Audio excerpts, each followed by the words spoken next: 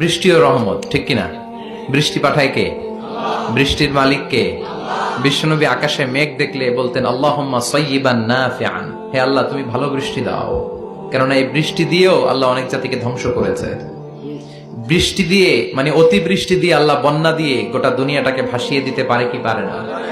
এজন্য মেঘ দেখলে এত আনন্দিত হয়েন না, বৃষ্টি দেখলে অনেকে গান বাজায়, আছে না নাই? এই বৃষ্টি ভেজা রাতে তুমি চলে যেও না, গান গায় না? না, আপনি আল্লাহর কাছে দোয়া করবেন আল্লাহুম্মা সাইয়্যিবান নাফিআন, আল্লাহ তুমি বরকতের বৃষ্টি দাও। আল্লাহুম্মা গাইসান মুগীসান মারিআন মুরিআন নাফিআন গায়রা দার। বিষ্ণুই পড়তেন আল্লাহ এই বৃষ্টিটা যেন উপকারী হয়, এই বৃষ্টি থেকে যেন ঘাস লতা পাতা কিছু পায়, এই বৃষ্টিটা যেন আমাদের জন্য বরকতময় হয়, যেন কল্যাণময় হয়, কোনো ক্ষতির কারণ যেন না হয়, তুমি কবুল করো। আবার বেশি বৃষ্টি হলে বিষ্ণুনবী দোয়া করতেন আল্লাহুম্মা হাওয়ালাইনা ওয়ালা আলাইনা, আল্লাহ আমাদের এলাকায় আর বৃষ্টি দিও না, আমাদের চারিপাশে দাও। এই দোয়াগুলো পড়ার দরকার আছে না নাই?